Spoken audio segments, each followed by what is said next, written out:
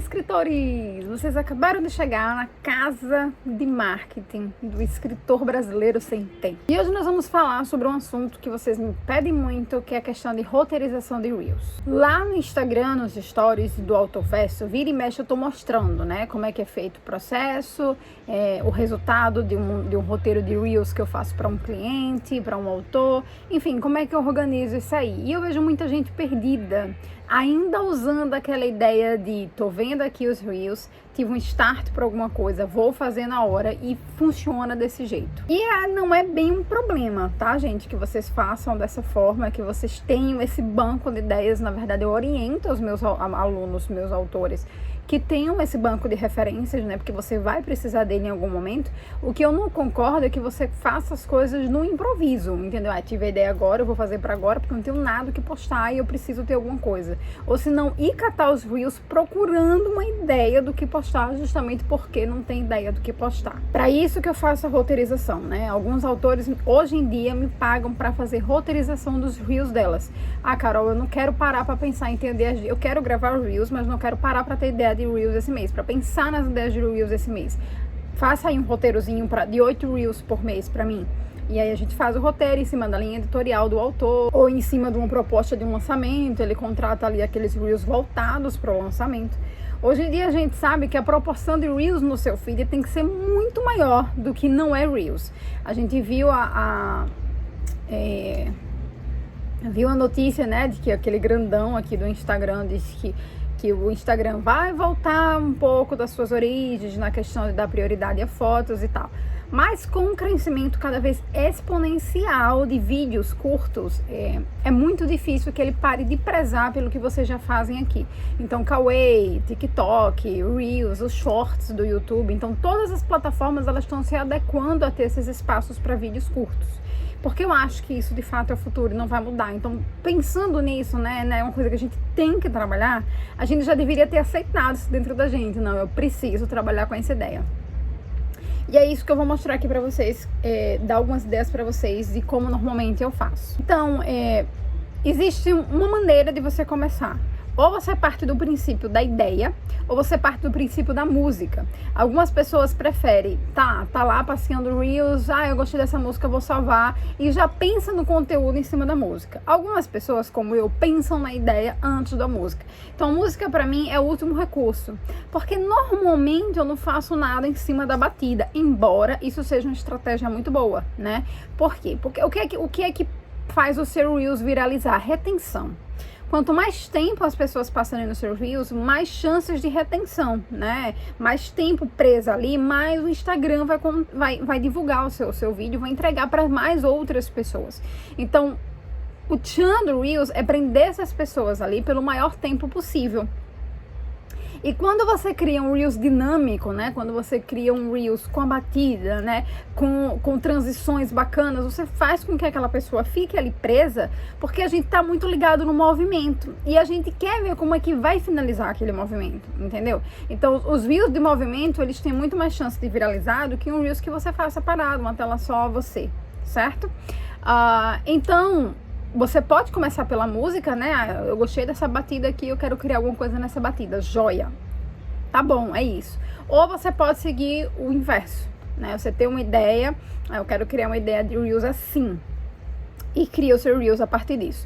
E aí é legal você ter um banco de ideias. E aí com esse banco de ideias você vai ver, né? Se você já tem a música é essa, tchan, já bota a música lá. Já bota a música pra trabalhar. Na verdade, Reels, minha gente, é um mundo. E aí a gente poderia estar criando, sei lá, tipo um produto só pra Reels, certo? Pra mostrar a vocês como é que funciona o Reels, pra mostrar pra vocês exemplos de como eu gravo Reels. Mas como a gente tá aqui no rapidão, tate a tate, então a gente vai acelerar o processo, tá? Busque referências. Não adianta você ser um grande produtor querer ser um grande produtor de algo que você não consome, certo, gente? Então, do mesmo jeito que eu digo para as minhas alunas, quando elas estão bloqueadas, a Carol, não tô conseguindo escrever, eu digo, leia. A gente só consegue produzir aquilo que a gente consome, certo?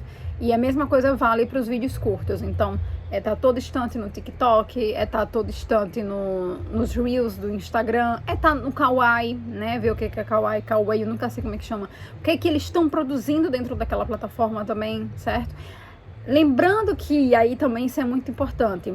As plataformas, embora a proposta sejam vídeos curtos e que você possa fazer a mesma coisa lá e cá, existe um tipo de vídeo que funciona mais no TikTok, que é o vídeo entretenimento, e o vídeo que funciona mais no Instagram. Embora o Instagram também tenha muito vídeo de entretenimento, né? O TikTok, ele pesa mais nisso, no entretenimento. Então, se eu fosse sugerir para vocês, eu diria, faça mais entretenimento no TikTok e faça mais conteúdo no Instagram. Certo? Mais vídeos de conteúdo no Instagram e mais vídeos de entretenimento no TikTok, certo? Busque referências nas 2 plataformas, nas 3 plataformas. Saia buscando referências em todos os lugares e não só do seu nicho. Carol, eu falo de literatura, eu vou consumir coisas só da literatura? Não, de jeito nenhum. Eu já tive insights incríveis assistindo Reels culinários. Insights de passagem de câmera, por exemplo. Eles são muito bons dentro do nicho de culinária, por exemplo, né? De gastronomia. Então, não se fixe ao seu nicho. A gente sabe que o algoritmo, ele trabalha ali entregando aquilo que você mais consome. E tudo bem, né? A gente mais consome, então ele tem que fazer isso de fato. Mas de vez em quando saia da sua caixinha. Vá pesquisar um nicho de arquitetura, vá pesquisar um nicho de gastronomia, vá pesquisar um nicho de entretenimento sem ser livros, né? De cinema, enfim. Vá para outros lugares, visite outros lugares, porque isso vai abrir muito a sua mente em relação a ter ideias para vídeo, certo? Outra coisa muito importante, qualquer ideia que você tenha pode virar um Reels. Qualquer postagem que um dia você já fez no Instagram, ele pode se transformar em Reels. Eu falo muito sobre o carnaval, já tá começando aqui na rua, eu tô gravando bem cedo para fugir do carnaval, meu povo aqui já tá no freio. Então, vamos voltar. Qualquer ideia que você já teve, qualquer coisa que você já postou, seja em carrossel, seja em post estático, ele pode se transformar em Reels, certo? Então, o que é interessante? Você dá uma olhada ali no seu feed, ver algumas coisas mais e aí é legal você ter análise de métricas, né? Quando eu entrego o Author Doc, né? Que é o meu planejamento, que eu entrego aos autores que trabalham comigo, que contratam calendário editorial, por exemplo, quando eu entrego o Author Doc para ele, tem um lugar lá para você colocar métricas. E por que isso é importante? Porque você pode ver depois quais foram os posts que mais funcionaram no seu feed, os posts que as pessoas mais interagiram, os posts que teve mais alcance, mais retenção. E aí, baseado nisso, você pode reestruturar esse conteúdo de outra maneira e publicar com outros formatos. Se você publicou uma vez em carrossel e você viu que aquele post deu muito bom, cara, transforma aquele conteúdo do carrossel em Reels, certo? Então, qualquer conteúdo seu pode virar Reels. Por isso, é importante ter análise de métrica. Tá? Quando eu entrego no Author Doc para os meus autores, tem lá alcance, impressões, eu acho que tem número de seguidores, tem interações junto, né? Salvamento, curtidas, comentários. E tem outra métrica lá que eu não vou lembrar, mas as métricas mais ou menos são essas. Então é interessante você ter ali um lugarzinho, um arquivo no Excel, sabe? O Author Doc eu entrego do Canva, mas você pode ter, não sei, no Trello não é muito legal, porque você não consegue ter uma visão mensal, né, em relação a isso. Você pode ter no Notion, que é onde eu faço o meu. Mas você pode ter um caderninho que você está anotando também, não sei. Mas anotem essas métricas para vocês verem o que funcionou, o que vocês podem recriar, tá? E aí, como é que funciona a roteirização em si, né? Como é que eu faço a roteirização? Take a take, cena a cena. O fato de eu ter trabalhado já em algum momento com cinema, né? Me condicionou muito meu cérebro. Eu já fiz um curta-metragem, já fiz 2 clipes musicais para TV, né, atuando, nesses casos atuando, mas eu sou muito apaixonada por fotografia de cinema, certo? Então eu era aquela atriz que enquanto estava envolvida no processo de atuar, eu também estava envolvida no processo de descobrir como um movimento era feito, como a cena se passava de uma para outra, certo? Porque os takes dos Reels, eles são muito fechados. A não ser que você faça um Reels que seja um movimento único de câmera, que a câmera aqui, ela vai gravar tudo parado, você não vai fazer movimento nenhum, você precisa anotar esse take a take, o que tem em cada trechozinho de cena. Eu gravo muito Reels assim, né? Tipo Reels de diálogo entre os personagens. Então você tem que gravar A, você tem que gravar B, né? E depois você faz a união dessas duas coisas, normalmente no CapCut. Se eu fizer no computador, eu faço no Movavi, eu tenho um Movavi aqui em casa. Você faz o roteiro ali do Reels, né? Você anota ali aquela ideia de Reels. Aquela ideia de Reels precisa de takes diferentes, então precisa anotar em cada take. Não preciso de take, então eu anoto o roteirozinho básico, que seria Se o vídeo for apenas a sua imagem e o texto, né, e a legenda na tela, anotar só aquela legenda da tela. E aí eu também anoto o que eu tô fazendo ali durante aquela cena. Então a cena tá a legenda ali dizendo o que eu tô fazendo e eu fazendo algum movimento. E esse movimento também que tem que estar escrito no roteiro, certo? Então, Carol está sentada digitando no computador, enquanto passa a mensagem, tipo, estou aqui escrevendo, mas esqueci o arroz no fogo. Aí é aquele momento que você dá aquele pause ali que você vai dizer, esqueci o arroz no fogo, tá, sabe? Então, nesse caso aí seriam 2 momentos. É o momento que o autor tá aqui concentrado escrevendo. Aí, tipo, a legenda seria, estou escrevendo quando, aí de repente você para e esqueceu o arroz no fogo, sabe? Então são 2 momentos, o momento que você tá aqui escrevendo de boa e que você se assusta porque você esqueceu o arroz no fogo. Então, nesse momento, embora o take seja um só, porque a câmera não vai sair do lugar, você não vai ter cortes, você tem 2 momentos, o momento que a pessoa tá aqui e a pessoa o momento que a pessoa dá esse sustinho. Então, esse movimento, né, da fisionomia, esse movimento corporal, eu também coloco isso em roteiro, tá? Mas normalmente os meus roteiros são take a take.